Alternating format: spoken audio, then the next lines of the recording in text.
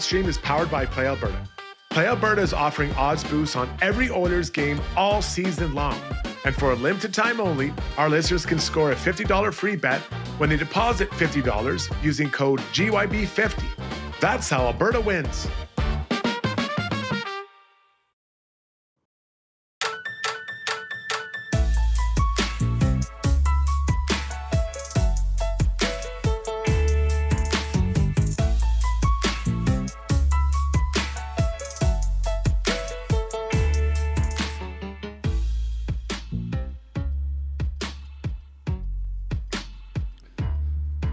One sec, Shogger, you're in the green room. Give me a sec to figure that out here.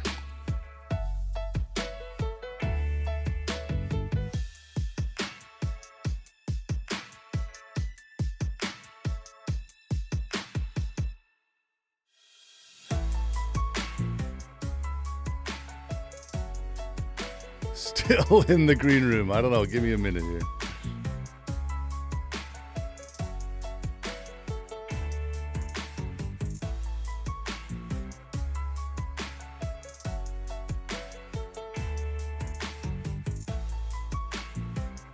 Okay, we're golden. Sorry about that, folks. You're good to go, Shogger.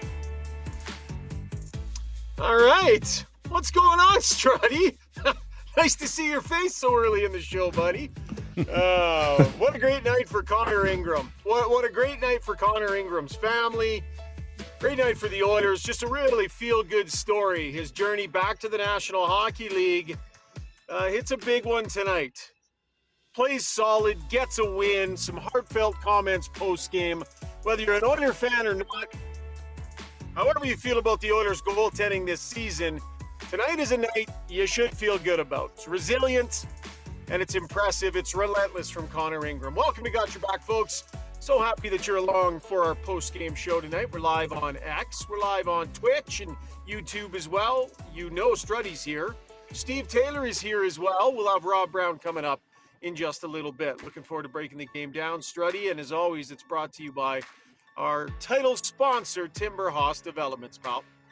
Yeah, good evening, everybody. Their commitment-driven process empowers the team to craft some Edmonton's finest custom homes. If you're thinking of a garden suite, infill development, or fully custom home, talk to our buddies at Timber Hoss.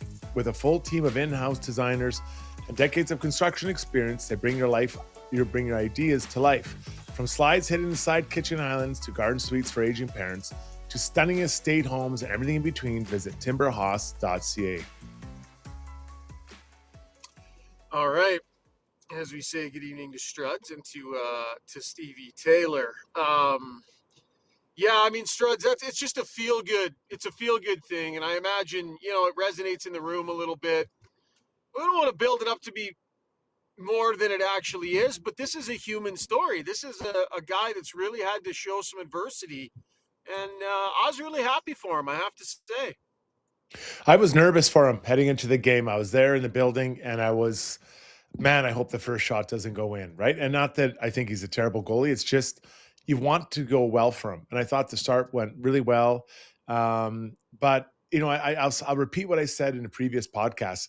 You don't know when you're going to get your chance. And he got a chance, and he did well in his first opportunity. And that's all you can do. That's all you can do. So, so many reasons to be supportive of Ingram and what he's trying to do. But for him, just strictly goalie speaking, it was a really good start for him tonight with the Oilers. And from a fan standpoint, Steve, you kind of represent that faction on the show. I mean, important for a goalie to play well, but, the fans got to love that story. Yeah, I know. Just absolutely no idea what to expect. And I think fans, we just expect the worst in these situations. And super happy for him. Loved his comments post-game. We'll get to some of those later. And just a feel-good story at the right time of year for a feel-good story. Yeah, for sure. For sure. We're going to go off the board a little bit here. Let's play that clip from Connor Ingram. It was one of the last ones in the scrum. The question I asked him, Steve, about the people who helped him get here. Sure. Just go ahead and roll that right now, early to the Weiss Johnson sound box. Here's Connor Ingram. You're here, obviously through your hard work. People along the way have obviously believed in you. So who do you point to as the people that have sort of backed you and believed in you through this? everyone that stood beside me. There's been dark days. I rely heavily on Sarah, my dad, my brothers. Met a couple fantastic therapists along the way. The NHL program, Dr. Gold sent me a text yesterday when he saw that I got called up just asking how I was doing. So, if you surround yourself in life with good people, when you need them, they're going to be there. And I think when you go through struggles, you find out who the people that really are around, and those are the people you want to keep around. Love it, Strudy. That's heartfelt stuff. His whole entire post-game scrum was just really, really honest and heartfelt. I love the fact that he brought up family. I love the fact that he brought up his therapists. And I just think it's a great message, for everybody out there, everybody listening, everybody who at one time or another has had some sort of struggle, whether it's a mental health struggle, whatever it might be. You can always get help. You can always turn things around. And I just love that he pointed that out. He was so honest about that post game. Yeah, it sounds like he has a great safety net, right? And we should all be so lucky to have a safety net to help us when we need it. So it was a really good field story. I think there would have been a lot of people in his corner, and former teammates, just friends, not former friends, but friends or former coaches were all rooting for him tonight for this to go well. And it did. And for him, I think it would be, listen, I'm not a therapist, but I'm imagining it's an important first step to say, okay, I can do this. I belong here. And looking forward to his next opportunity that will now be more normal, if that's the right term. Like, it's just like, okay, I've already done this once. I can do it again now. Probably won't get a chance to do it till after Christmas, but that's okay because he's done it once. If you've done it once, you can do it again. Yeah. I love it. Great story. And great for Connor Ingram. Okay, lots to break down about this game, including what we saw from his play. Trent Frederick, a healthy scratch tonight. Oh, snap. A lot of fans were waiting on that one. And it happened. Chris Knobloch with some comments on that and an entire game to break down. So let's get to it. Struds brought to you by our good friends over at the Canadian Brewhouse. During every Oilers game day at the Canadian Brewhouse, enter at any Edmonton and area location for your chance to win Oilers home game tickets. Plus, enjoy $1 off Molson Canadian and Coors Light tankers. Edmonton-born, Canadian-operated, 48 locations across Canada. Okay, pal, I know they let their foot off the pedal and they let Vegas back in the game, and we can get to that, but I want to talk about the fact that it was the first game back after a long road trip.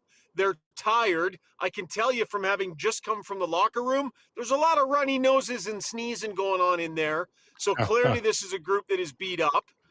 But the Vegas Golden Knights also came in after having played last night, missing some of their top-end players, and with their backup in net, there was opportunity for this to not have to be a letdown game, Struds. And I love the fact that the Oilers went out and grabbed this game by the throat, despite a number of excuses they could have laid down.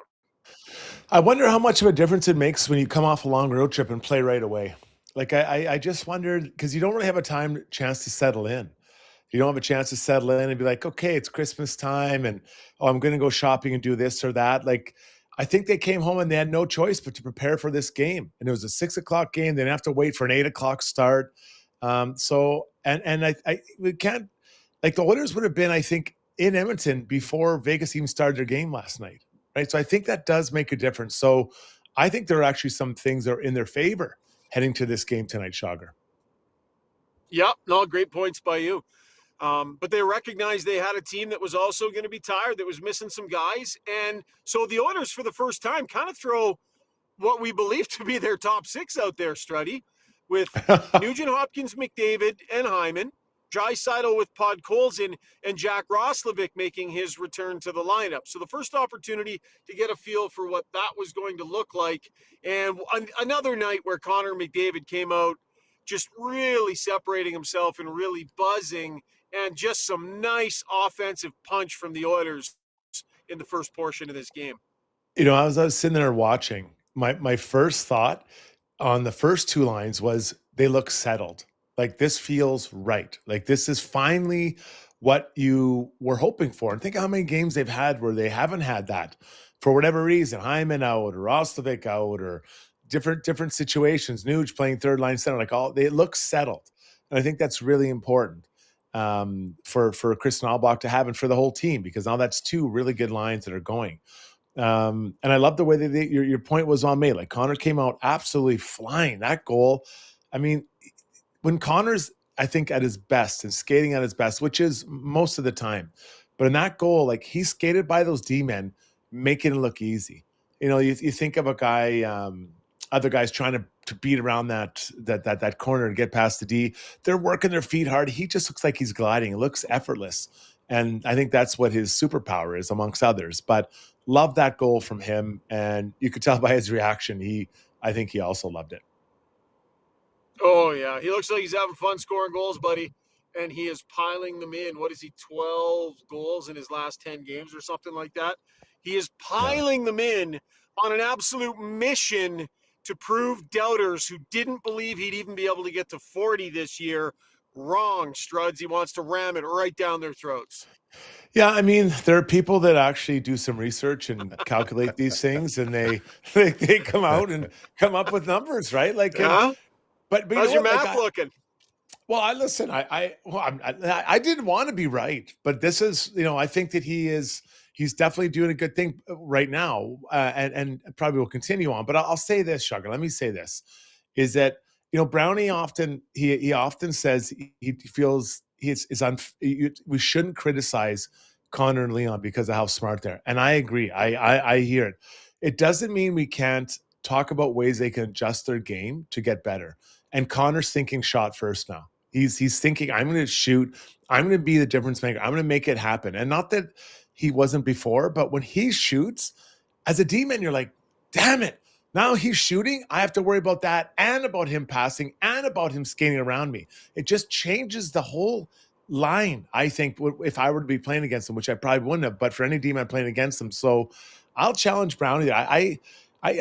He's making he often says, well, he's making the best choice. I understand what he's saying, but you still have to be able to say, well, this is what he can do to make it harder for the defenders. And I think he's done that now.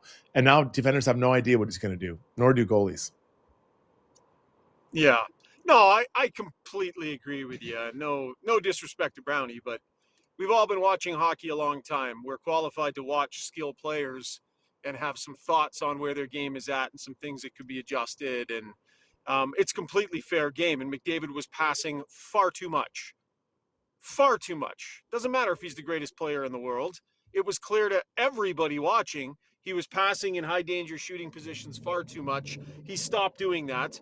He's thinking more of a shooting game, and he's piling in the goals as a result. So they didn't just start going in for him all of a sudden. He adjusted the way he's thinking the game back to the way he said he wanted to think the game.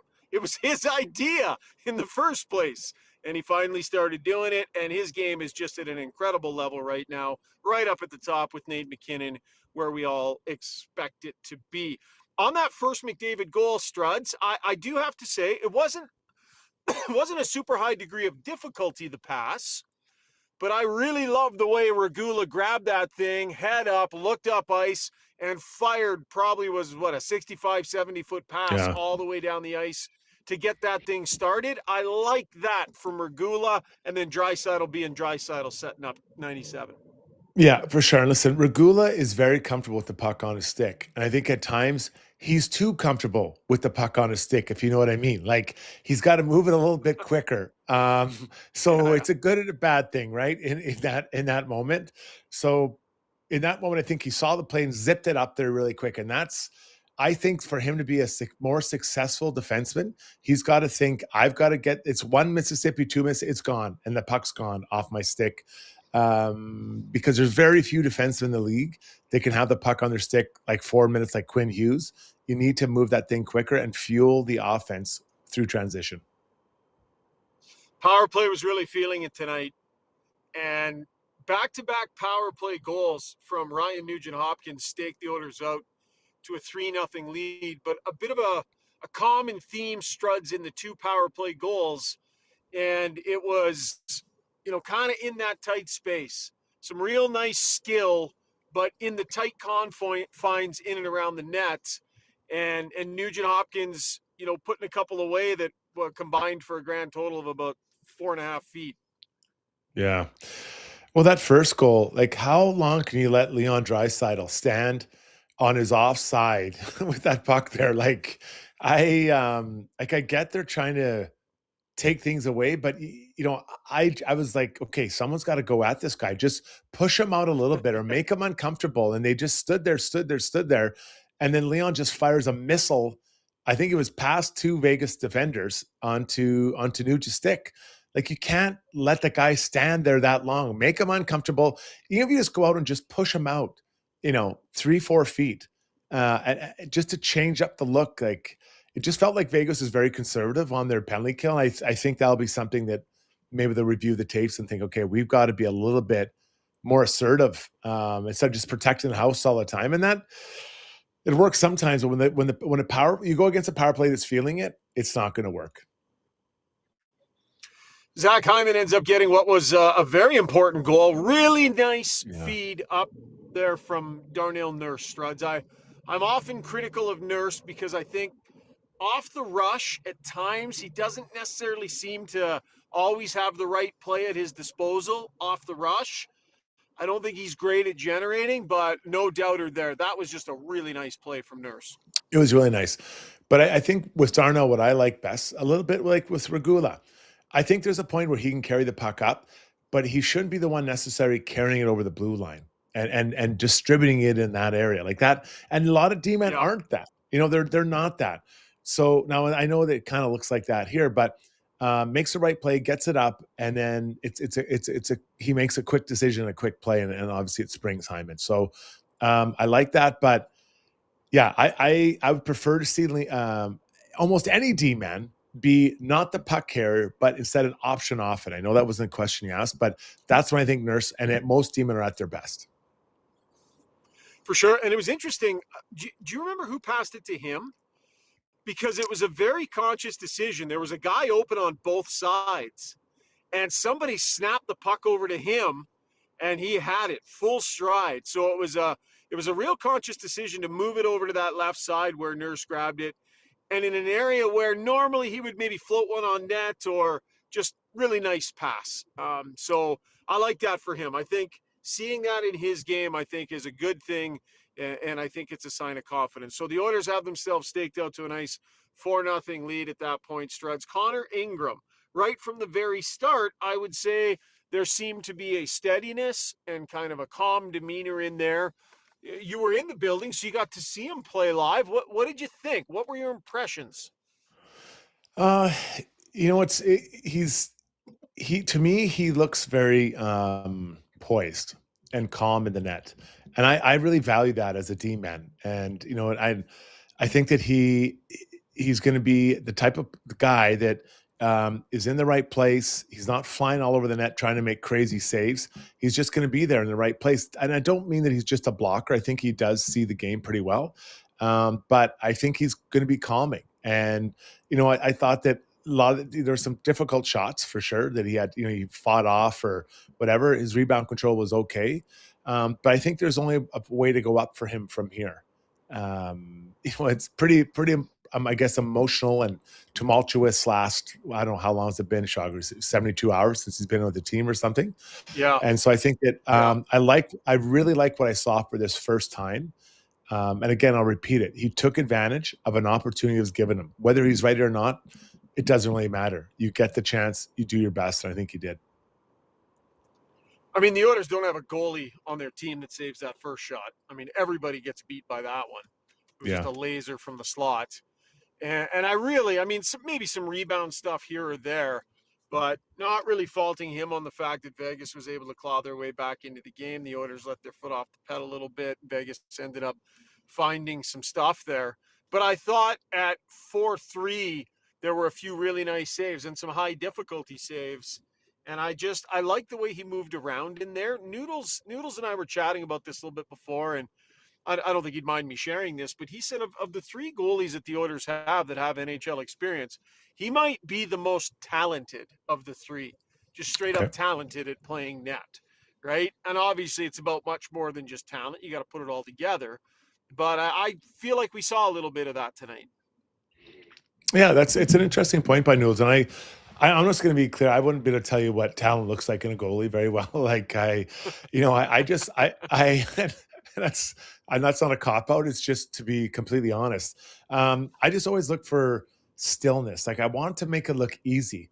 Because I always get nervous when a guy behind me looks like he's just chaotic in the net. And there's going to be time. I'm not talking about post first save, but sometimes they look like they're always rushing to get somewhere. And he looked like he was pretty much there most of the time. And that first goal, that was on the players. You can't let a score like that get a free shot from the slot. Like someone's got to get that bumper player out of there. So, but Ingram, I think he's a situation here now. He's here, and I think that Stan will sleep pretty well tonight after seeing Pick. He knows what he's all about, but seeing what Connor Ingram did tonight for his team. We got Brownie here. And of course, the news from earlier on in the. Oh, okay. Sounds Yep. good. The news from earlier on today was that Tristan Jarry was going to be a few weeks. So it'll certainly be into the new year. Don't know if that'll be 2, 3, probably depends on how everything goes. So welcome to the show, Rob Brown. Brownie, we started the show just, a really nice feel-good story here on Connor Ingram, overcoming some real despair in his life, some tough losses in the family, some, mental health stuff. And just pretty cool scene tonight to see him do that. Give me your impressions of it. Well, I'll start with the post-game interview. I mean, I thought it was incredible, him talking. I thought it just showed how hockey players who are always, they're put on a pedestal. They're heroes because of what they do, how they shoot, how they score, how they fight. But they're also human who have difficulties in life. They have illness. They lose loved ones. And the way he talked about it was just absolutely incredible. And it just showed the human side of sport.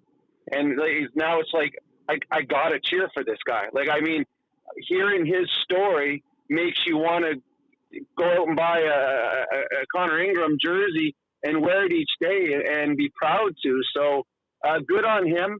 I thought he played well. I thought the Golden Knights had an early power play, and they got 3 or 4 good looks on it. And I thought Ingram steadied himself and steadied his team with a good kill to start with. And then it was quiet for the next 25 minutes. He really didn't have to do anything. But then when the game got close, the Oilers leaked grade A chances in this game. And as the game went on, and late in the game, he had to make 2 or 3 big saves. Not only did he make the saves, he swallowed the pucks. I give him an AA plus on this game tonight. I thought he was very good in a hockey game, considering all the pressure from the outside world on it. I thought this was an excellent game. And it goes to the point you just said about Stan Bowman sleeping well tonight. I agree. I thought that was a first-class game played by a goaltender trying to find his game. I think tonight he shows he's capable of playing at this level again. Yeah. Great points, Brownie. Let's get to the Weiss Johnson Soundbox, brought to you by Weiss Johnson Heating and Air Conditioning. Should you need a new train, furnace, air conditioner, heat pump, hot water tank, or garage heater, Weiss Johnson now is offering 24 months, no interest, equal payments, OAC. To make your purchase easier heading into the Christmas season, visit wjjingle.com for exclusive specials. Just forgot your back, jingle lovers. Jingle. Weiss Johnson, whoa. All right, Steve, go ahead and roll all the Connor Ingram content we have, buddy, and tee up whenever you need to. Okay, well, yeah. So here's Ingram just on getting back here. It was hard. Obviously, I didn't get to go to camp, so that was a huge setback. I think I was in Utah when that happened, so I took 2 weeks without touching the ice, and that's hard to come back from right before the season. So it took me a sec to get it going again, but at that point, like I said before, it's just hockey. You put your skates on the same way no matter where you are, and just go and try to do your best. Every dog has their day. Here's Nuge on Ingram tonight. I thought he was outstanding early. Just solid. Got in front of everything and really good at handling the puck too. So that goes a long way. But I mean, he gave us a chance early, and we kind of fed off that. And obviously, probably gave up too many to make it pretty tough on him late. But he held in there. You guys have won it. And Schauger, do you want Knobloch on Ingram right now, or do you want Ingram on his mask, or do you want to do that later? Your call, buddy. Go with Chris. Okay, here's Knobloch on Ingram's game. Yeah, great for him. He hasn't played an NHL game for almost a year, and he started off in Bakersfield, and maybe the stats aren't ideal, but I think he was under a lot of difficult circumstances there. But we knew that he was a quality goaltender. He's played a lot of games when they were in Arizona. I believe one year he played up to 50 games and over a 900 save percentage, and really solid. And his game is really calming. He's square to the puck, minimal movement. Tonight I thought he played really well. For the most part, our team defended really well, didn't give up very much early in the game. Vegas had a good push in the second half of the game where we needed some saves, and I thought he had a really strong game. And lastly, All right. do you want to get into the mask thing or do that later? Yeah, he might as well. Quick. People were asking about it online. He's got the Joker on the back there. So, yeah, go ahead, play that one. Okay, so for those watching live, you can see now on the screen the back of his helmet, and here's him talking about it. Why is that from the Joker on the back? It's like the opening scene when he has the mask in it, but just put a goalie mask in it. So why'd you like that?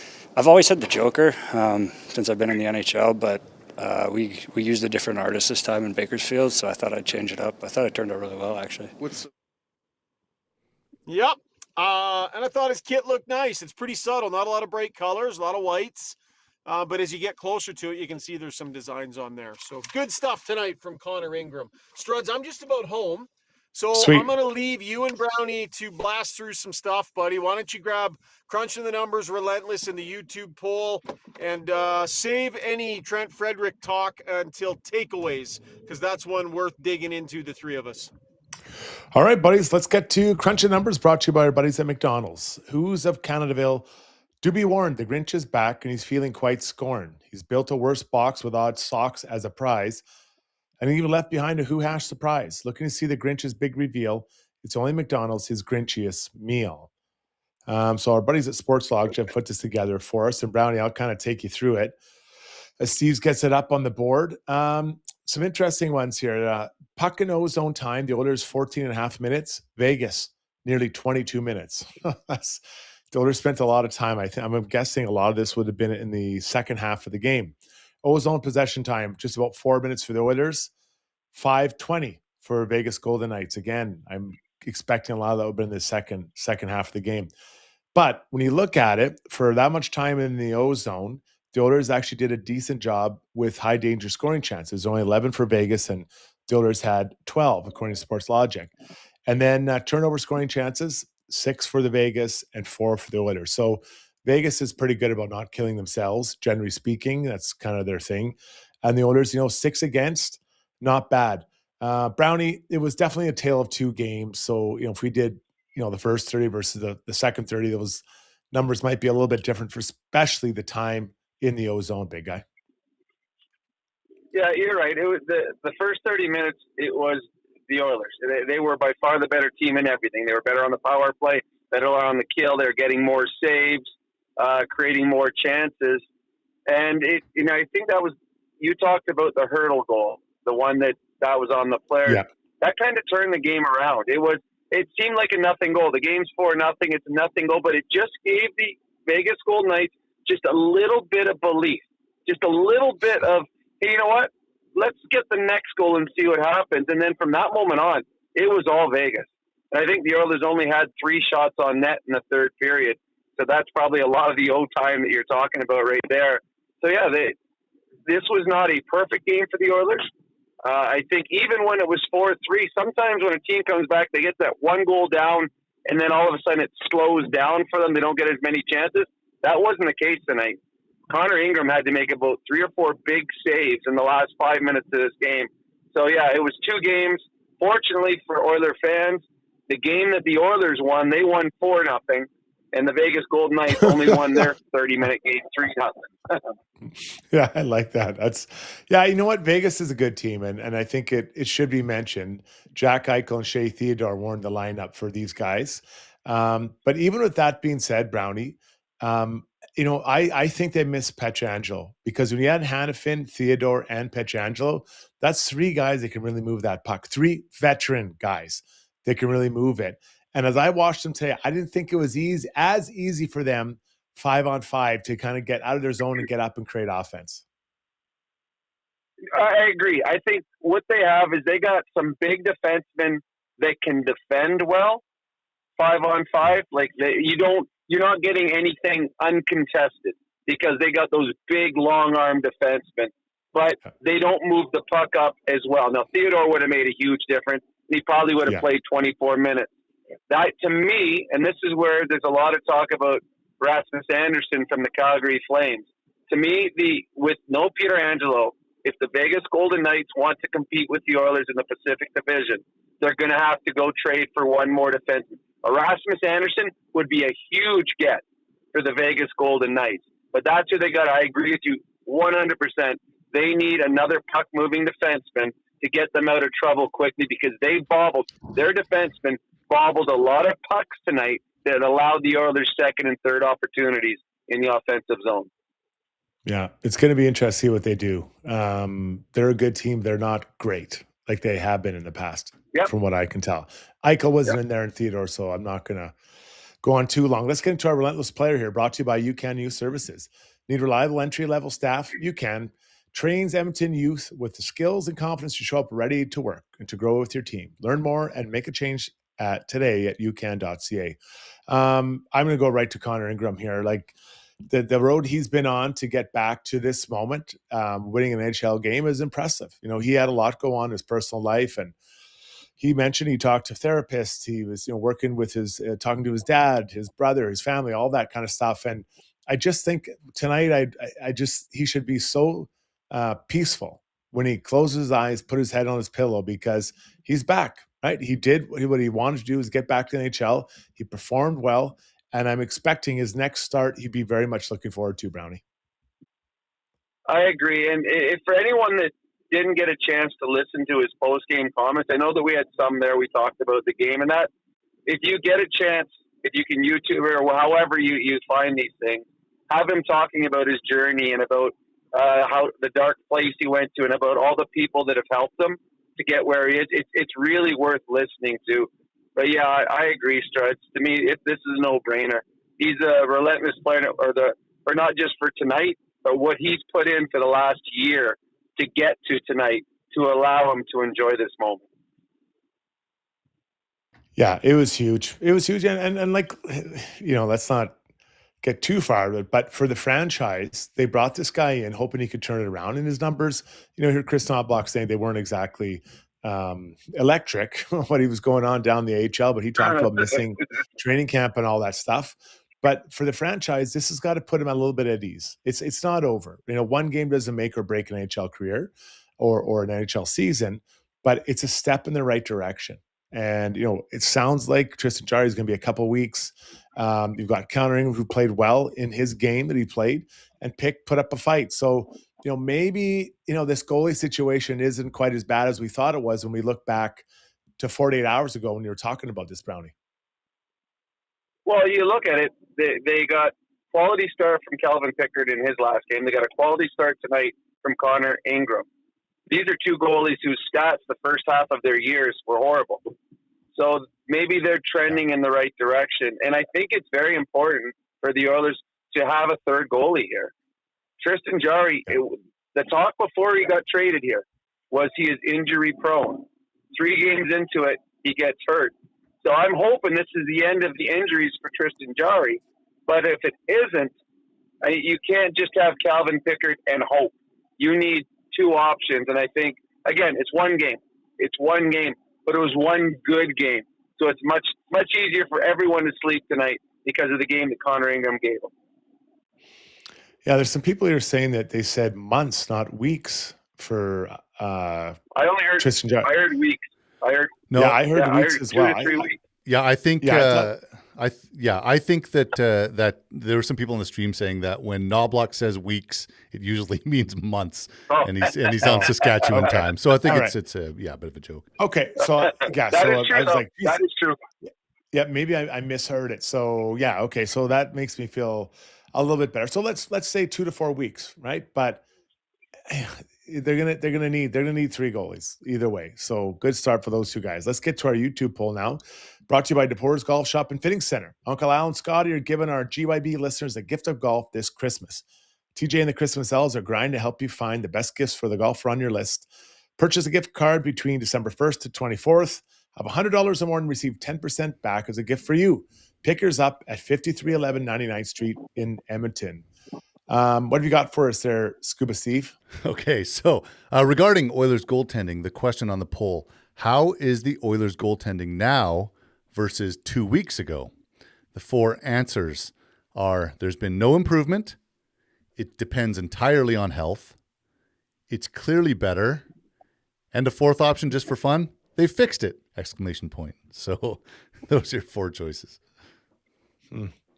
Yeah. I mean, let's assume that people think Jarry and Skinner are saw-offs. I think the fact that Ingram came in and played well tonight, I think that makes me feel better if I'm an Oilers fan, Brownie. Well, I'm going to tell you that I don't believe that Oiler fans think Jarry and Skinner are soft. I think they're going to believe he's a little bit better. I think, to me, it all depends on the health of Jarry.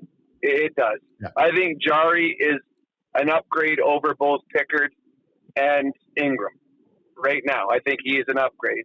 I think he will be your starter. If he's your starter and those are your 2 backups, we're all good. If Tristan Jarry has injury problems the rest of the season and you're going into after the deadline with Ingram and Pickard, then I think you're a little more worried. But so I will go depending on the health of Jarry. Yeah, and that's fair. That's fair. It makes sense. We'll just see. You can't predict health, right? We'll see what happens. Hopefully it is 2-3 weeks. Let's hope by middle January, Tristan Jarry's back. He gets 3 weeks in before the All-Star break, the Olympic break, and then we'll go from there.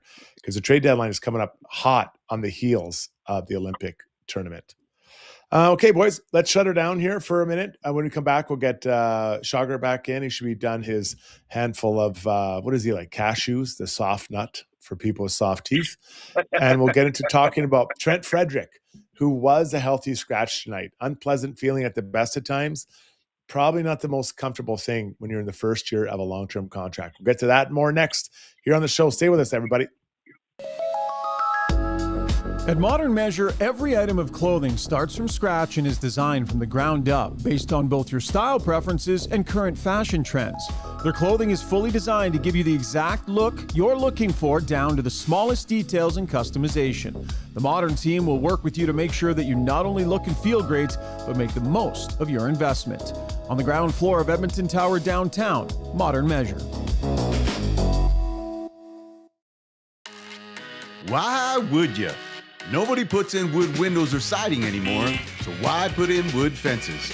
A maintenance-free vinyl fence from DLR is backed by a lifetime warranty and will save you time.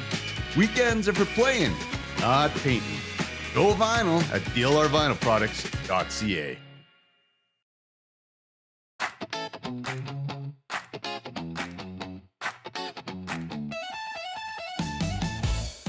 It's all you, Strudy. Shagar's not back yet. He's not back. All right. Well, I am ready to rumble here. So let's get into what we're doing here and talking a little bit of takeaways. Brought to you by Chandos Construction. Chandos doesn't just hire talent, they invest in it. They're 100% employee owned. So when their people grow, the whole company grows. Ready to build something that matters? Apply now at chandos.com/ I think it's /apply. I always get those mixed up. I've always had trouble with my backslash. Whoa, there he is. Shoggy, how are the I think he was going to say, how are the cashews? Yourself. I assume you were trying to say cashews. You're being a smart ass. Yeah. That's why I got you actually knew it was coming. You didn't notice, Struds, but at the Christmas party, so Randine, she listens to the show, obviously pays attention. She had 3 different types of regular chips out. But did you notice she had a bowl of cashews out as well? Because she thinks it's so flippin' funny that you make fun of me for having soft teeth that she wanted them at the Christmas party. Did you even notice? No, I missed it, but I did think it was odd that someone would serve 3 different kinds of plain chips.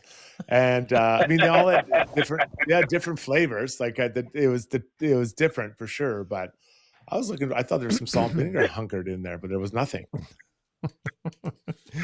All right. I'm up and running. Camera and mic working here in the beautiful Timberhouse studio, by the way. Discover how naturally inspired living can make your life better, as I am doing right now in my biophilically designed studio, courtesy our friends at Timberhouse. All right, gents. Here on the stream, after the last number of games, there's been frustration for quite a while on Trent Frederick. People calling for a healthy scratching. People calling for something to change. Something has to give. He healthy scratches him tonight. Struds, is this the proper timing?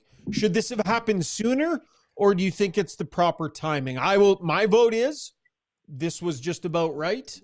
What say you?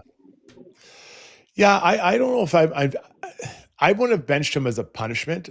I would have benched him as like, okay, just take a deep breath here, buddy. Like it's not going well. It's not going the way. And I've been a huge supporter of this player. So, I'm eating a bit of crow here, obviously, because this is a low point, right? When you get sad, it's usually not a good thing unless you're kind of that 13th or forward or that 6 or 17 man. So, I think that I'm fine with the timing. I mean, he's not getting a lot done. I just will say this. I've been healthy scratched many times. A lot of times it's because I was on the fringe of the lineup, especially when I got older. But you just don't change. Just don't flick a switch on and be like, oh, I'm playing better now. Look, I've been healthy scratched. Like, I'll figure this out. The player has been trying to figure it out for 3 months.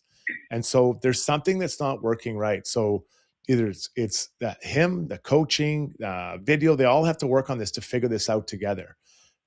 So I think the healthy scratch, people don't really understand what goes into it, and it doesn't just change overnight, Brownie. No, you're right. It's not like you go up to the press box and say, okay, now I'm going to start trying. Okay, I didn't realize they could bench me, but now that they benched me, Trent Frederick is a proud player. And he's trying to do what he thinks is right, and nothing's going right. And right now, he's got no confidence. And going to the press box doesn't all of a sudden reset his confidence. And I wouldn't be surprised if he's not in next game as well. I don't think this is just set him up for one game. He's going to be better. This might be more than a game. Go into the Christmas break and just reset everything about, and come back after this Christmas break feeling better, maybe about yourself. Does it matter? I was a little surprised he got benched. But what I liked about it was they dressed the proper lineup. The best players available dressed in this game. Curtis Lazar has outplayed him. Jones is playing how Frederick's supposed to be playing. That'd be what I would be saying as a coach. Sit in the press box, watch Max Jones. That's what we were expecting out of you. And we weren't expecting out of you like the 6 minutes Jones give us. We were expecting that out of you for 12 to 15 to 17 minutes a game. Like, again, the reason they don't have a third line is because they were building it around Trent Frederick. And Trent Frederick has been a big, big disappointment to both the team and to himself. So I don't know if there is ever a proper time to bench someone, because it's not like he's making big plays. It looks like a player right now that has absolutely zero confidence and is having absolutely zero fun in this game right now. Yeah, some good points. I think, it's punitive because the play hasn't been where they want it to be. But I also think that, and Knobloch does this, I think he's tactical with the way he doles out punishments and discipline and these sorts of things. I think he really thinks it through, and I think he's very tactical about it. And he was very tactical in his response post-game tonight to a question that I asked him about how this went and why. Back to the Weiss Johnson soundbox. Weiss Johnson, whoa. I actually didn't mean to do that, but I'm happy about it. Two-jingle night. It's a 2-jingle night. Here's the comments from Knobloch. How does the conversation go with Trent that he's not going to be in the lineup tonight? And how do you think he'll respond to this, pretty drastic measure? Yeah, very drastic measure. I believe Trent's going to come back in the lineup and be a big part of our team moving forward, whether that's the next game or a week down the road or whatever it is. But I think it's really important that Trent has a reset, just can step away. And you see it a lot of times, whether it's a healthy scratch or you see it a lot of times in the playoffs where guys have underperformed during the regular season, but the first game of the playoffs, it's a new season, and then they're fantastic. And I think it's just the fact that they can see the scoring, and everyone's got zeros across the board, and it's like a new season. So I think with Trent, and I'm not sure he comes in next game, but eventually he'll be back in the lineup, and it's just he just needs a little bit of a break, find his game, and come back, because I think he has a lot to offer this team. Okay, so the concerns in Frederick's game, obviously the lack of offensive production is a main one, considering how many games deep they are, and there's been next to nothing. But I think equally concerning, Brownie, has been the lack of intensity level, like just being a little bit nasty out there and finishing checks and kind of being menacing and showing up after the whistle in a bad mood instead of a conciliatory one. I think, it's one thing if the offense isn't going in. There's other things that Trent Frederick is supposed to be good at doing that he also, for whatever reason, has not been able to conjure up the requisite gamesmanship to do. And maybe this can shake some of that loose. Well, to me, the offense, to me, that doesn't matter because no one in the bottom six scores. So it's not as though he's behind anybody else.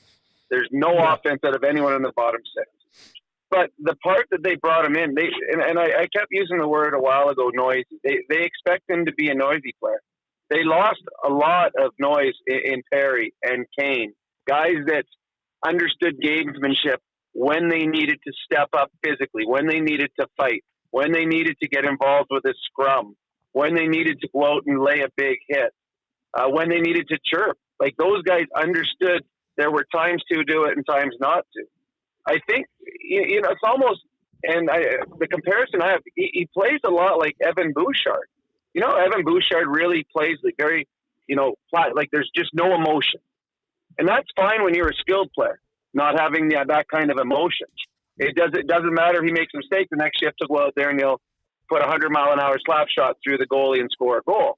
But when you're a guy that's supposed to bring that kind of emotion and you're bringing none of it, as you said, it's lacking, and that's what's so shocking. I don't remember Trent Frederick with Boston. I really don't. But what I've seen with him here, I don't know, honestly, is it in his DNA? Because what I've seen from him so far, the noise is out there in social media, in media. I'm sure the coaches have all told him how they want him to play, what they're expecting from him. Yet we are 30-some games in, and we have not seen any of that. So to me, it's like, did you sign a guy for 8 years expecting this? But that's not who he is as a player or as a person. And at that point, is it on you for signing him and not on him? Because I've never been that player. Why are you asking me to change? But to me, he was supposed to be a noisy player in their eyes, and he has not been at all, Strud. He's a project right now. He's a project, and I just can't believe we're at this point with this player. I'm still bullish on him, but it's ground zero you're starting at. I do remember seeing him play in Boston. I liked his game. He was more rambunctious. He was more impactful. And your point, Brownie, about building a line around him, like I agree with you. Like he or at least he'd be able to bring an element to a line that you can now say, okay, we're creating an identity on this line based on what Trent's doing on one of the wings or center, wherever you want to put him. And right now it's not. He's been bounced all over the lineup. They're trying to find him a home. So I don't think we see him till after Christmas. And if the Oilers win on Tuesday, you might not see him till after that second game against Calgary. Like, I think this is a project. I think this is a player needs some time with a skills coach, not to make him a better skater, shooter, or anything like that, but just feel good about puck touches. Like, bring in the what's the name of the backup goalie that comes out? He works at he's a great guy. I can't believe don't remember his name. Anyways, put that guy in the net. Let this guy just tee off on him and just try to score and feel good about himself. Like, no, but it's true, Brownie. Like, you're really at you're zero right. with this Yeah. guy. You're at zero. You know, let him have some good workouts. Maybe put him in a fake and bake moment to get some sun on his body so he looks better when he looks in the mirror. I know I feel better when I fake and bake. So like, this is like, it's a project, man. But I'm telling you, people, he is one of the internal solutions for that third line. It is. He is one of them because right now that third line there's not a lot happening there. But it's a project, and I'm sure Chris has a plan, but it's not going to be easy. Yeah. What I don't want to see, and the last time that he was really, really challenged, if you guys remember, he had that comment about who wants to fight a guy with one goal, and remember he was down on himself. Then what did he do?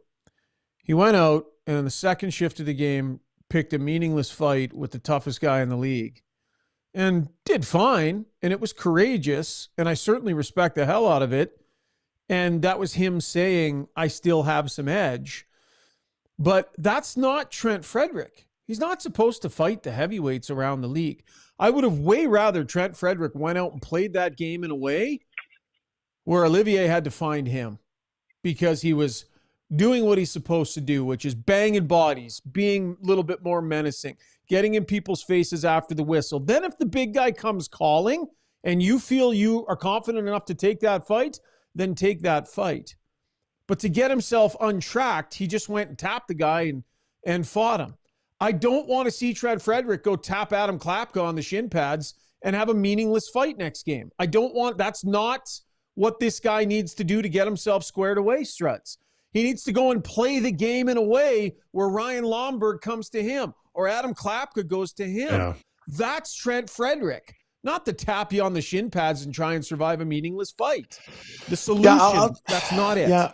I'll challenge you a bit there. I think that if a guy wants to do it, he can do it. And listen, I was very similar to Trent. I wasn't the killer in the league, but I could hang in there with most of the guys. And there's sometimes when things aren't going well, I'm like, you know what? Instead of sitting on this bench, I'm going to go sit in that box. And, you know, you just like, I'll just, and hope that I get a 10. So I'm sitting there for a whole period. I don't have to worry about playing. So you're a bit uncomfortable. I didn't really like the idea of taking that fight either. I don't think it win or lose, I'm not sure really is what he is, but he's got, what you're talking about is play a way that people react to you. So you're initiating rather than reacting. And I think that's what I know of Trent Frederick. And that's what I've seen from him in the past. We haven't seen this year from him. We did see it his first shift. Remember the first shift he had as an Oiler? I forget who he blew up and almost threw him over the bench. Like that is what he is. That's when I think he's at his best. And we really haven't seen that. Well, we have not seen it this year, Brownie. Yeah, no, to me, I still not sure that that's in his DNA. Because you would eventually, you're 30-some games into it, you would see it at some point. And when we haven't. And he knows what he needs to do because he's been told. He can read about it on social media. He can read about it. Honestly, he looks like a guy that has, again, zero confidence, having zero fun. And you and I both know, Strud, there is not a cooler job in the world than playing in the NHL. If you're not having fun, then something is seriously going wrong. I agree. I don't think going out looking. I don't understand how anyone can go look for a fight to start with. To me, fighting is when you're angry. To go off a bench and fight the toughest guy in the league without being angry, I don't get that. But I honestly don't know about this player. I don't know. I hope he finds it. I hope he finds it for the team. But we're halfway through a season when the expectations were printed out pretty plainly. Here's what we expect from you. And he hasn't come anywhere close to that, to the point that they're calling guys up from the minors and they're playing ahead of him in the lineup. I know that this is, I know that Schauger said this is Knobloch understands when to discipline, how to discipline. We're going to put him in the press box. If you're a guy with zero confidence, getting put up in the press box isn't something that's going to make you feel better about yourself. So I don't know how he's going to react or respond to this. Yeah. Well, we'll learn something about him here. Continuing to play him and have that be his level of play there comes a point, Struds, where it has to make sense to the rest of the players. The players always know. And they would have been putting players in the press box. Now that they're healthier and getting healthier, they would have been putting players in the press box that everybody in that locker room knew would have given them a better chance at winning night in, night out than Trent Frederick. Like, it has now gotten to that point where you owe it to the rest of the team to set the standard in a certain place. But I like the way he framed it. It's a reset scratch. Whether it's one game or two, they'll try and spin a positive out of it. They'll tell him to take a breath, heal up a little bit if he's still feeling it. And we will definitely learn something about Trent Frederick here in the next couple of weeks. Let's get to our storylines, brought to you by Play Alberta, with casino winners every hour, jackpots worth millions, and revenue that stays in the province. There's never been a better time to sign up. Excuse me. Right now you can score a $50 free bet when you make a minimum $50 deposit with the code GYB50. That's code GYB50 for a $50 free bet. We missed on this one tonight. I think we had both teams to end up scoring in the first period. Obviously, the Vegas Golden Knights did not. You guys were talking about a tale of two games. Brownie, we've been discussing the Oilers' overall defensive play here. The numbers overall are not great. It's going to take them a while to dig out of their first 20 games or so. But are we seeing a higher quality level of defending more often right now? I don't think so. I brought this up about their road trip. They went 3-2 on the road trip. They had one good defensive effort. That was the game against the Boston Bruins. Every other game, they gave up 3 or 4 goals. I think they outscored their mistakes. They are a better defensive team than we've seen. I think they're giving up too many grade A looks, too many breakaways, too many odd mans against, too many slot chances. They are capable of good defensive games because we've seen it in the past with this group. So no, I don't think they're defending, but I think they just have such good offensive mojo right now. Their power play is at a different level, and their 2-star players look rested and are playing at superstar level. That's getting them these wins. So no, I don't think their defensive play is better. Yeah, I think that it has improved from the beginning of the year, but it's not at a level I think that's required to be, the best in the league. Is it up there with Colorado or Minnesota? I think recent outcome would suggest it isn't. Would it be fair to say, Brownie, that they've cleared out a large percentage of the 5-star mistakes, though? Like, we're not seeing the blowing both feet off in any given game in quite the same dramatic way. And I don't just mean Bouchard early in the season. We were talking night after night about making mistakes, self-inflicted wounds. Well, maybe not the big, but I mean, Montreal, they gave up 4 breakaways. Those will all be self-inflicted. So no, I don't think. I think right now they're having to score 5 goals to win hockey games, 4 goals to win hockey games, and they're good enough at times to do it. But when they run into a goaltender that plays well, Minnesota, Montreal, they don't win those games because they still give up the 4 goals against. So to me, again, Connor and Leon are fantastic in their line. Their power play is great, but defensively, they are not as good as they need to be. Because right now, I don't see them winning a 2-1 hockey game or a 3-2 hockey game because they're consistently giving up these many goals against. Yeah, I think there's 3 things that I'd going into Chris, I'd be concerned about. The bottom 6, the Oilers penalty kill, and that they're tied for the most goals against in the league with St. Louis. Now, I recognize they played more, like sometimes 3 games more than others, but that's a lot. 125 goals against in, what did they play, 37 games, I think? That's a lot of goals against. Now, when other teams catch up and play the same number of games, maybe that they drop it down, but their penalty kills at 24th. Now, their power plays at first, so that helps. But those are 3 areas I'd be concerned about, more than the goaltending, more than Wallman coming back. Those are the 3 things, because that's a team. These are team things we're talking about. All right.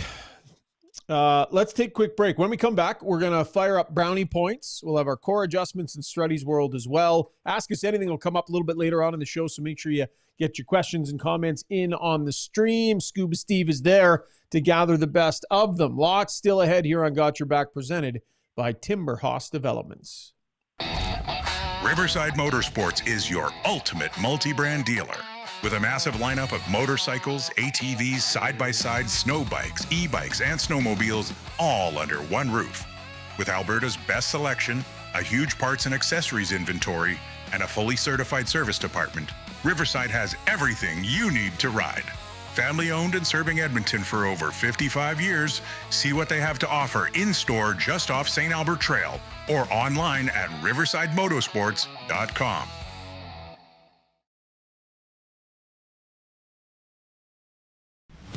For over 60 years, Belvedere Golf and Country Club has delivered a high-quality membership experience to Edmonton and area. And now it's even better.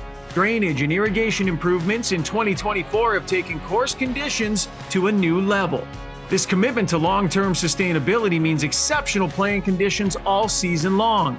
Belvedere's tee sheet availability is unmatched, so join now and experience golf the way it was meant to be played, on your schedule. Visit belvederegcc.com today.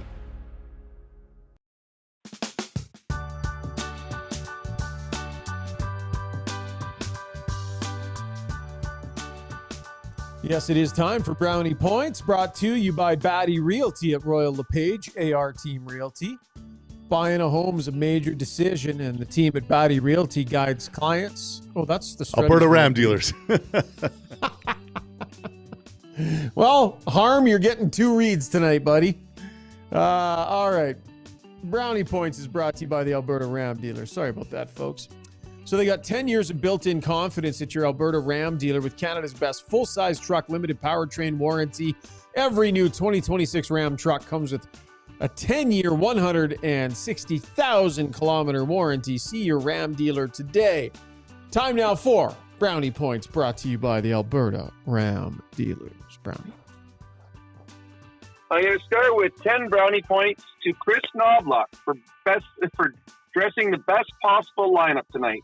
The easy choice would have been to sit minor league call up Max Jones and play the newly signed for 8-year Trent Frederick and hope he finds his game. Instead, Knobloch dressed the players who have earned their spots in the lineup, Lazar and Jones. Max Jones is playing like Trent Frederick should be playing. That should be an example for Trent Frederick. I got 302 brownie points to goalie Connor Ingram, who made his first NHL start in 302 calendar days. And he was very good in this game. He is a feel-good story, somebody to cheer for, and tonight was a great first step in his quest to be a full-time NHL goalie again.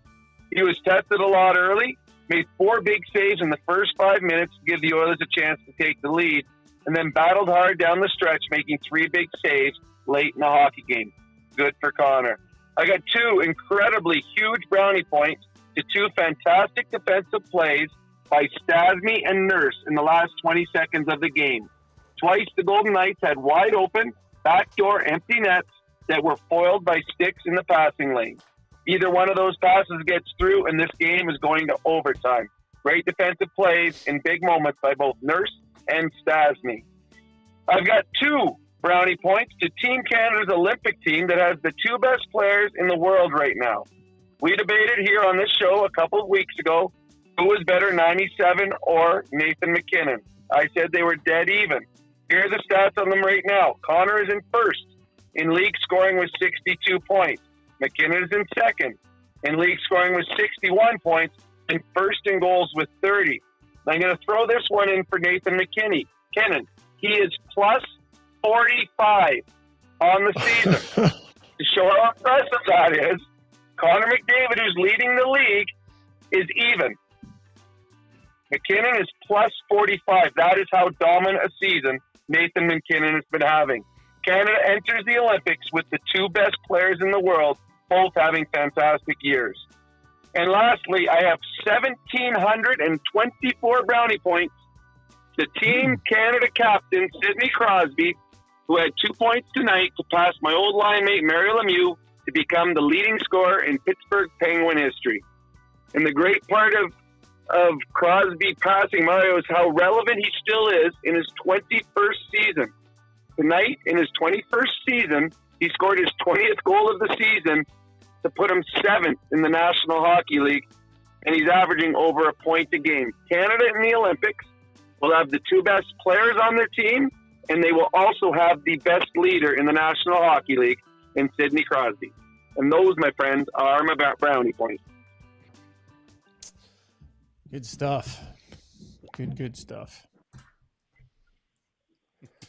Strudsy, Just incredible. Sorry, I pointed. Yeah, well, what Sidney Crosby's doing is incredible. Like he's, I remember playing against him, and I was so impressed with the way he played. And the first year or two, I thought he was a tad whiny at times, complaining about being hauled down. And I don't know who talked to him, but he just changed and he just became a machine. You rarely see him get too emotional to the refs or complain about getting knocked down. He just gets up and keeps playing. And I don't hear it as often now, but when I was playing against him, I'd always hear he's the most skilled 4th liner in the league. And like it's such a funny, and let me explain it, is that he works like a 4th liner. Like he just goes all the time. He never stops. He's on it, and he's got this incredible skill. And I haven't thought about that for a while, but when I saw that break today, I was laughing. Like the most skilled 4th liner in the league. Yeah. Great line. So yeah, amazing, Sid, what he's accomplished for sure. Yeah. Pretty impressive stuff, that's for sure. Stasney. Let's get to our core adjustments here, because I do want to talk about Spencer Stasney, and he adjusted back down to the 3rd pairing today. But our core adjustments are brought to you by HSE Core Services. If you need a safety program, they will build it. If you need it managed, they can do that. And if you're stuck dealing with online safety registries that your clients make you sign up for, they will handle those too. And yes, they do core audits. If you own a business, you know what I'm talking about, and you know that they can help you. Visit www.hsecor.com. I'm not sure if Chris Knobloch expected Spencer Stasney to be a last minute of the game defending a lead guy quite this quickly. I think they were hoping that they could get there with him, but there he was, Struds, at the end of the game out there being trusted, and as Brownie pointed out succinctly in Brownie Points, making really smart plays. The arrow continues to be pointing upwards. Another step forward for him tonight, to my eye. Well, last game he had out their 3rd pairing at the end of was it the 1st or 2nd period? 2nd period, I think, where they got scored on. And that was Emerson and Stillman. 1st period. Okay. So tonight, Stillman's out there, a guy with not many NHL games, had less than 100, out there with Nurse against a pretty good offensive group of players. And they're trusting him. So they're trying to get this player to show himself that he can do the job. And they're trying to do it on the fly. Is there a risk associated with this? Yeah, there is. Would it feel more comfortable as a coach to have Nurse and Ekholm out there? And we've seen that combo out quite a bit at the end of the game. Instead, or as whoever, Bruce Shard, one of the top 2 of the top 3. Instead, they give Stasney a chance, and he delivered. And now it's like, hey, that's a shot in the arm for him. But I think it's also good for the team to say this guy is capable. Is he going to get scored on sometimes? Yeah, every player does. But I just like that we're trying, or they're thinking we're trying to get this player to become what we think he is, and we're trying to force feed him to figure this out, guys. I'm going to push back a little bit on that. I don't think there was any plan of him being out there in the last minute of the game. They iced the puck twice, and he had to stay on the ice. Yes, that's the only reason. He wouldn't have been out there. They iced the puck, and they couldn't get off. But he had the opportunity, in both Nurse and Stasney. I mean, the second one, the Stasney one, when he deflected it, the look on Mark Stone's face, he threw his hands up, threw his head. He knew they had a backdoor empty net. Even even Connor Ingram said it was empty net if that gets through. 2 great plays by Stasney and Nurse that allowed the Oilers to win this hockey game in regulation. So I don't think Stasney was supposed to be out there, but he was, and I thought he did a really nice job. All right. Good point, Brownie. That was Core Adjustments brought to you by HSE Core Services. All right. Time for the big guys segment. Time for Strudy's World. Roll it, Steve-O. When you make a mistake, heads should roll It's not right. And I'm here. Someone has to put their foot down. Now that I say it out loud, it does sound a little crazy. Gotta look good.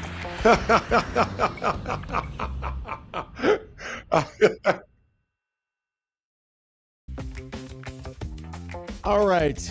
Strudy's World, as I've already said tonight, brought to you by Batty Realty at Royal LePage, AR Team Realty.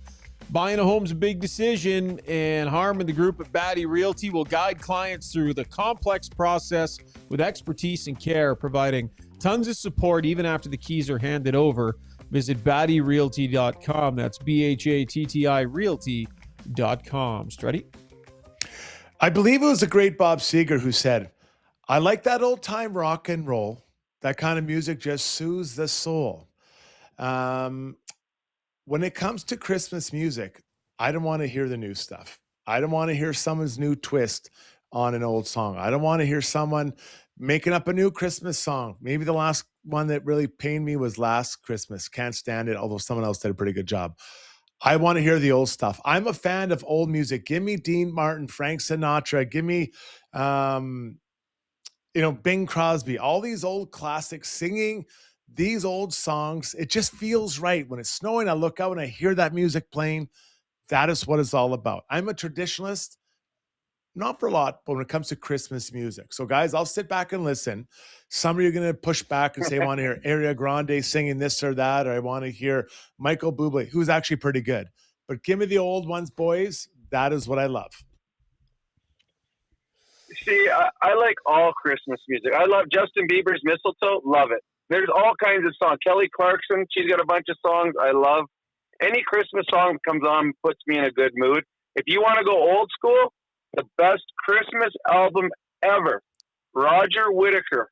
His Christmas album is my favorite Christmas album ever made. Boney M might be second, but I can go old school, I can go new school.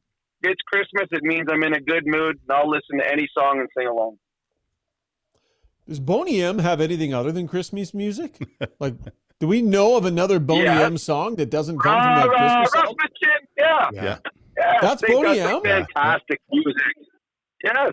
I didn't know that. Really? I've learned something here tonight. Brownie, I'm surprised you didn't mention Chris Christopherson and an uplifting, depressing Christmas song from KK. Worst karaoke lid lifter ever.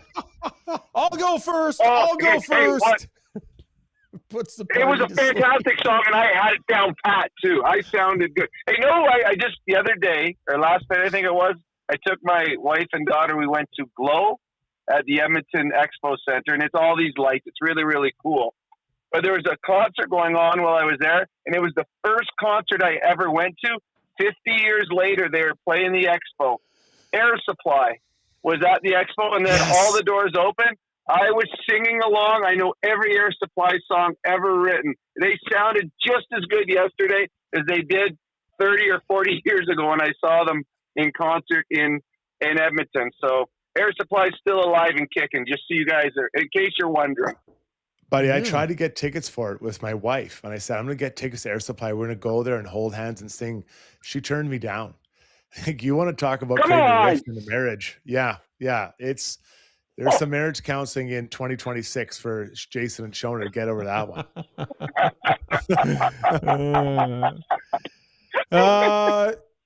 A handle I can't pronounce this. Are you kidding me, Shogger? They are unbelievable. Album Night Flight to Venus. Dad has the cassette. Run it dry. So some love for Boney M coming on the stream here. Yeah, I love the Christmas album.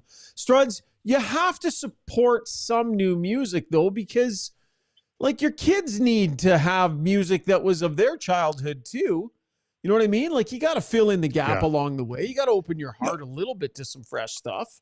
I do have some new ones on my playlist. Like I have one of the most elite Christmas playlists of all time.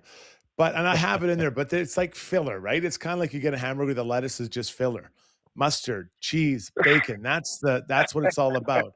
And so I have that in there. And yeah, I do. But if given a choice, I'll put Frank Sinatra's Christmas music on, Christmas playlist, and just go for it. Especially when I'm by myself. I crank it up, dance around the house. like Tom Cruise, really, in that one movie, right? So Yeah, identical. Risky, you know, you guys- the same. If you ever want to hear a good Christmas song, it's funny. Patrick Waugh, the famous goalie, and now coach of the Islanders, his son, Jonathan Waugh, has a Christmas song, Driving Home for Christmas. It's excellent. So okay, Patty Waugh's young boy has a song, and very, very good Christmas song. So Jonathan Waugh, it's called Driving Home for Christmas. Very good. JR. 67 star, 65 throws a shout out to Chipmunks Christmas. That is so nostalgic for me, man. Chipmunks Christmas was classic. Struds, any of that? It's not on the playlist. No, I don't mind it though. I get it. Like I'm into the Chipmunks too. Yeah. All right. That was Strudy's World. Keep an open mind, big guy. Brought to you by Batty Realty. Brownie, that's it for you. We'll let you fly and talk to you after the Flames game on Tuesday, buddy. Sounds good. Night, everyone. All right. See you, pal. All right.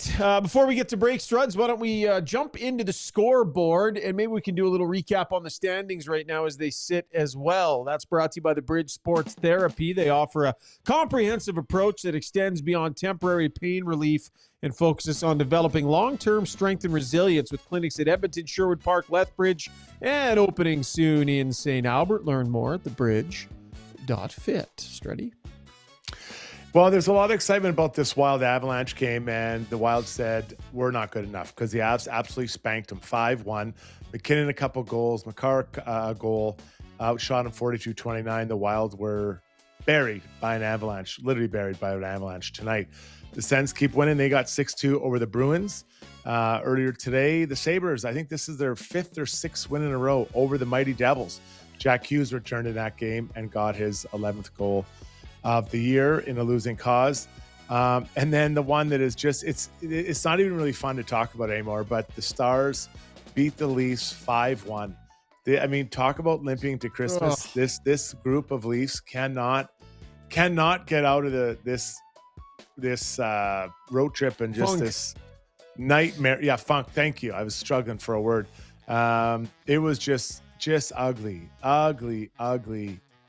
game. So yeah, I don't know what's going to happen, but they can't wait for December 24th, I guess, 23rd, 24th, which will get them off of this. Yeah. I don't know. Is a break going to help? It's not a very long break. But things are definitely heating up out there. So much talk about the coach, whether that should happen, whether it will happen. Yeah, it's pretty interesting to see just how far things have slid out there and where the Leafs are sitting right now. Quick look at the standings order, just a couple points out of the division lead. Anaheim's got 44. Vegas and Edmonton tied at 42 each. Edmonton with some more wins, though. They do have 3 games in hand on Vegas. So they're still there scrapping and still have a real good chance to come out at the top of the Pacific Division. That is our scoreboard brought to you by the Bridge Sports Therapy and Training. Quick break. When we come back, we'll take a couple laps, see what else is going on around the league, and then ask us anything. Stay with us. So at Timberhouse, our guiding philosophy is naturally inspired living. We believe that through design, we can solve problems and enhance people's lives. We follow biophilic design principles in all of our builds to incorporate natural materials, natural light, to enhance all the spaces in a home. When you have your space perfectly reflect who you are and what you value, and it's made well, we think that that just leads to better living.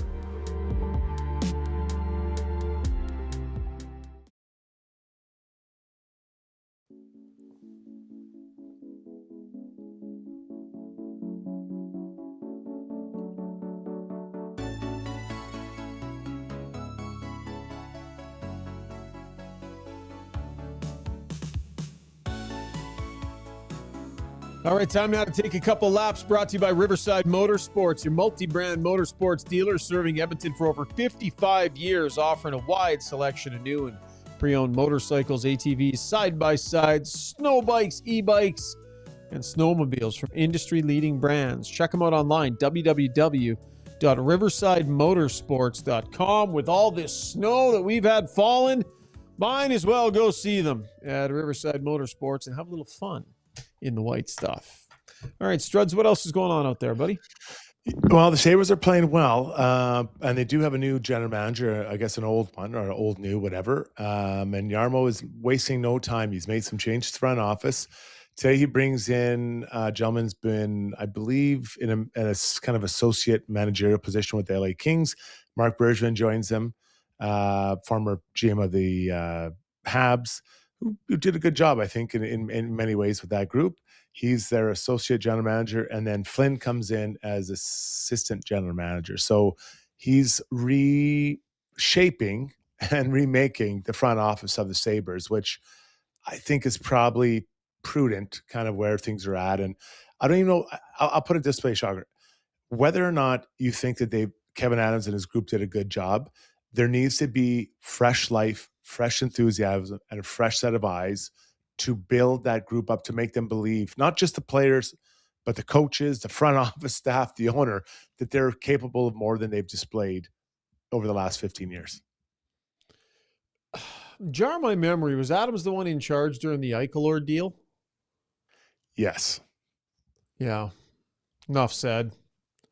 I mean, super nice guy, well liked out there, I think, but could never wrap my head around how you let that happen with a superstar player over something as personal as the way I feel I need to handle my surgery to try and continue being an NHL player. Like, just unconscionable they took a player that good and allowed that whole thing to happen. And the successes just haven't been there. And then they rattle off, they're at 6 straight wins here, but like, what do you even read into that they've rattled off 6 straight wins? Well, nothing you know what? even changed. No, but I know it's true. But what I like about if I'm Yarmo is that this team has energy. It has life. And you need now that energy to filter through the organization. Like there's no more. This isn't okay anymore. We're not a bad team. We're not a crappy organization. Like, they need to rebuild belief in themselves, because there's none. You miss the playoffs for 15 years in a row. Just think about that. That's an eternity in professional sport. So I do think that Yarmo's got to do this. And, the risk is, like, Alex Tuch's a really good player, but, do you just meet his salary man to keep him? Like, that's a big, big decision. He wants 10 plus. You're getting into territory of Rantanen or Alex Tuch. You're getting up there pretty high. So I think there's got to be a little bit of thought process before you go in there. And I like Alex Tuch. I've been advocating for the Oilers to get him. Do I like him at almost the same money as Mikko Rantanen? That's another one. That's another thing to get past, I think, Shaggy. Yeah, that's fair. And the last one here, there's reports out there that Freeman was one of the guys who had it. NHL is looking to choose some changes to the draft. The last year, the draft was so long. It was absolutely painful, with multiple outlets having interviews of players, and it's really rough. So in a nutshell, a couple of ideas. One would be to try to get the first and second round done the first night, which to me makes a ton of sense. Then bang out 3 to 7 the next day. I think that makes a lot of sense. Maybe having only one person interview the players, right? And it's limited to a certain number of questions. Maybe the way the players sit or where they're sitting, that's different. So yeah, I'd be all for this. It's way too long. Like, it honestly, it just turns you off. You're like, yeah, you know what? I'll just look at the next day. I've worked so many of them. And there's a bit of buzz, in the early going is a bit of buzz, but after that buzz is gone, it's just like, oh man, like, it really, really drags. I've worked on the actual broadcasts and broadcast the draft live, and I've worked many, many behind the scenes. And like, I tell you, you're chatting a lot with people because they take breaks. They'll come over from the table and chat with you, and just people around the league. Everybody complains constantly about how long the whole thing takes. Everybody. Yeah. It's a universal beef about the thing. Yeah, and listen, I get we're trying to make as exciting and interesting as possible. I think sometimes when we do that, and I'll include myself in anything I do, it becomes too wordy, too much. That people want to know which play they're getting. That's the fact. I want to know who the Oilers are drafting. I want to know who the Flames are drafting. Like, that's how people want to let them get them. Let them do their research, and then the reports can be due out later, or their interviews do them later. So really interested to see what they do. But I think this would be a good step in the right direction. Yeah. All right. That was Taking a Lap, brought to you by Riverside Motorsports. Steve-O, why don't you hump? What? Why don't you hop back into the Jeez. show and give us a sense on how the stream is feeling about the Oilers goaltending, buddy? Okay. The poll, how is the Oilers goaltending now versus 2 weeks ago is how I worded it. Coming in on top was depends entirely on health. That's 51%. Yeah. Think that it all comes down to Jari's health. 27% say it's clearly better. 19% still say there's been no improvement. And 4% of optimists saying they fixed it with an exclamation point at the end. I love it. We've always got that small little sliver on the stream that always is it's the outlier. I love them. Love them. All right, let's get to Ask Us Anything. That's brought to you by Mortgages by Maria, powered by Dominion Lending Centers, Maximum Mortgages. Rates are falling, the market's heating up, and that means opportunity. Maria Gallus has the lender connections and the strategy to get you more options than the bank ever will. Don't settle for average. Check out mortgagesbymaria.ca. All right, Steve, let's burn through some.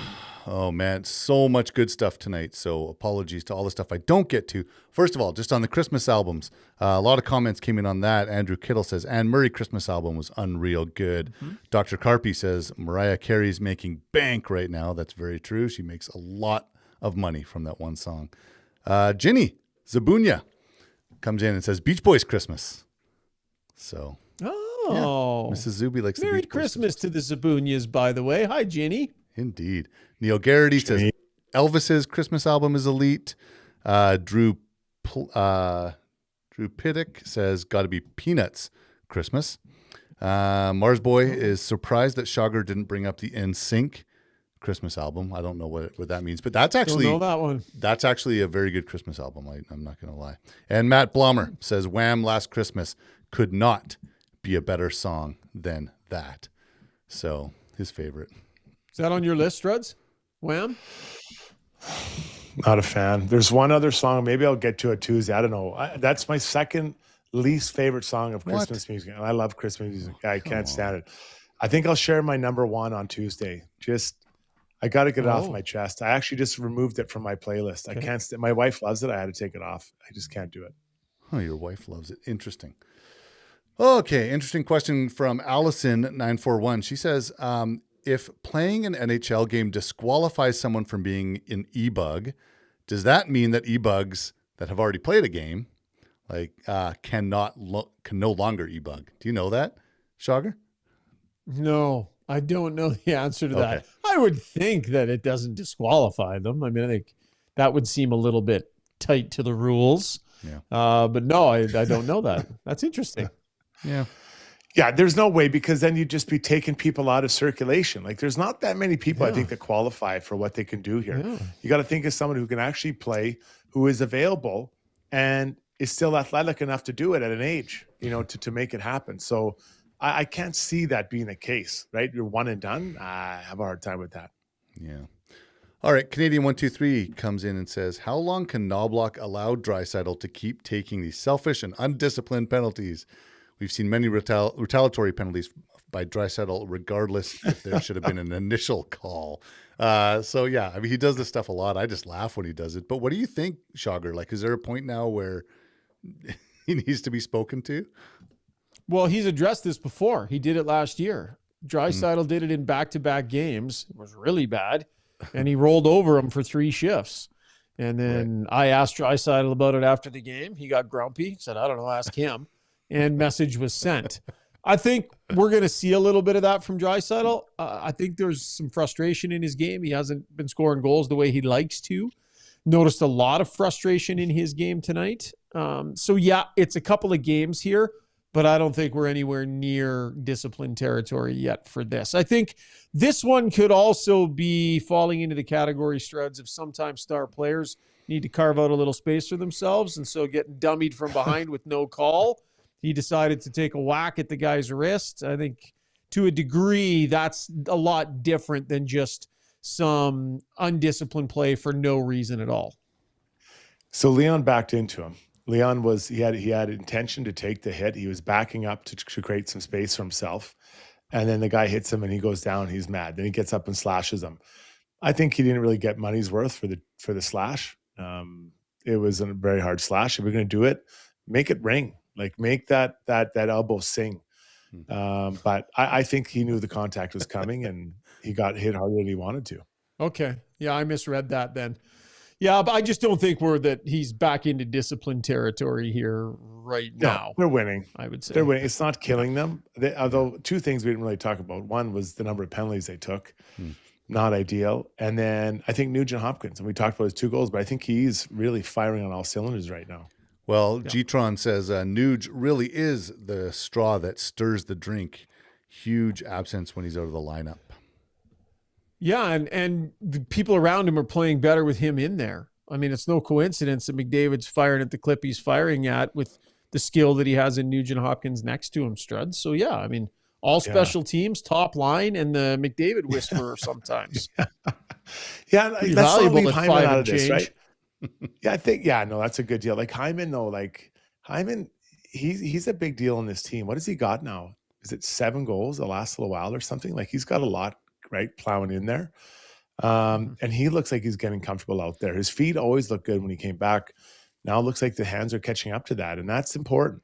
Again, I always think, how would I feel if I was playing against the A line? And now with Connor scoring, shooting and scoring, Hyman feeling better, Nuge does what we know he can do. There's a lot of ways you can get beat by this line, and you're thinking about all of them rather than, well, Hyman's really not back yet. Connor's not shooting and scoring. And, we know what Nuge can do, but it's a little bit different. Okay, Not Fred says, for Struds, on the 3rd goal by Marner, is Nurse being in the crease playing goalie an approved method of playing defense, or should he be outside the crease trying to tie him up? I think we know what Not Fred is getting at, but your thoughts on Nurse in that moment, Struds? Yeah, so I'd have to go back and really look at it to talk about that specific time. But I always feel you're better to tie someone up and then let the goalie deal with the save rather than you trying to play goalie along with the goalie. Because what happens is that now there's 2 people that are looking to do the same job and no one's doing the job that can be tying the guy up. Again, I'd have to go looking back at it. Maybe if you give me a second, Rishaug, I'll take a look, but I don't want to comment on it. Yeah, I can comment on it. Yeah, I can comment on it. I don't like it. I think that Darnell Nurse sometimes has a tendency when there's danger in front of him to back away rather than go at the danger to try and cut it off. And in this situation, it looked to me like he was looking to clean up any junk that trickled in behind his goaltender. Like he was almost there just in case, when he just needed to go take the other guy in front of the net, Struds. Yeah. You seeing it there? Yeah, I'm looking at it. Yeah, I can hear what you're saying there. Yeah. I think that what happens is usually D-men feel safe when you kind of go back into your net. It's just like on a one-on-one. People say, why don't they keep a gap up? Because I'm scared I'm going to get beat. But the problem is that when you come back into your zone, you're actually allowing it easier access to your net for the opponent. So I agree with you. I think if you can stay outside the blue paint and try to tie people up and let the goalie worry about that, let them calmly worry about collecting that puck rather than you in there fighting and then allowing someone just come in and tap a rebound in. So yes, I'd agree with both of you. Yeah. And Regula in front too, I think. I don't think it was just Nurse, but anyways. Couple more, Steve. We're getting late. Okay, well, in that case, let's have some fun because there's a lot of fun ones out there tonight. Mars Boy. Yeah, let's do it. Quick one. Thoughts on fruitcake? Schauger. No chance, Lance. Don't like it. Weird texture. Lumps of fruit in there. Different temperature stuff. Just nothing good is about, especially the nutmeggy spice type. No, it's no good. No chance. Done. Worse than pumpkin pie. Yeah, I could see you being frustrated. There's a lot of nuts in there, the harder variety. I actually, you know what? My grandpa used to make it all the time, and we had it every Christmas. I'm not going to say I'm going to eat it often, but if someone cranks it out, I'll eat it out of nostalgia. So I am okay once a year on it. All right. Matt Blom asking the important stuff again. How do you take your popcorn? Butter and salt, Cracker Jack style, white cheddar, or other? Schauger. Other. Randine's had this Randine's had this thing going lately. What is it? It's like it's kind of like a sweet and savory type spice that she's been throwing on it, and it's been with a little bit of coconut oil, and it's been a game changer for the popcorn game around here. Big during the game of Catan the other night. Like really good during it was a star the other night on the table. Giant bowl of it went quickly during Catan. That does sound good. I'm dill pickle and salt and vinegar mixed together. Funky cowboy. They call it. That's so good. I do it at the movies all the time. You, Steve? I like butter salt, I think. If I'm just classic movie theater popcorn, I'm happy with that. Yeah. All right, we done, pal? Yeah, fine. All right, great job. Thanks to all of you for sending in your questions. We always love that segment. Have a little bit of fun with everybody. That was Ask Us Anything. Time to wrap the show with our play of the day, brought to you by Mainline Water and Sewer, your trusted choice for over 40 years, specializing in sewer line replacement and expert water line repair and replacement. Their trenchless method is quick, low impact, and often finished in a day, complete with backflow protection. Visit Mainline Water and Sewers, sewer.ca. Struds, what qualifies as the best play of all of the plays of the day? Yeah, you know what? I'm going to go with a guy that took 21 years to do it, but he broke his friend owners and arguably one of the greatest players of all time. Penguins all-time leading points, Sidney Crosby tonight. So Sid is at 1724. Mario at 1723. Took Sid 1,387 games. Mario 950. So 450 less games for Mario Lemieux. Oh, wow. It was a different game back then, Strud. Yeah, it was a different that's not game a shot back at then. Sidney Crosby. It's not a shot at Sidney Crosby. Mario Lemieux is, in my mind, one of the two greatest players of all time. He was the incredible player. Sid's amazing, but if I'm doing Penguins Legends, Mario 1, Sid 2. Yeah, Mario was on a level that there's not many people you put on that level. 2, like very short I list. put 2. There's 2. Yeah. That's it. Yeah. No disrespect to Gordie Howe or all these amazing guys. There's 2, Wayne and Mario. Now Connor might be in that conversation too at some point, but those 2 were insane. Yeah. Okay, that's our play of the day, brought to you by Mainline Water and Sewer. That's going to wrap up the show. Thanks so much for joining us, everybody. Struds, good work. Steve-O, nice work, pal. Nice recovery after that start. Yeah, slow start, good recovery, opposite of the Oilers. Yeah, exactly. And thanks to all of you for joining us on the live stream tonight. It's a late one, but we appreciate you. After 11 o'clock here Mountain Time, but the stream's still going strong. Got such a loyal listener base, and we appreciate every one of you. If you download us in podcast form, thank you so much as well for doing that. And we will chat after the Oilers and the Flames set to go on Tuesday night. See you, everybody.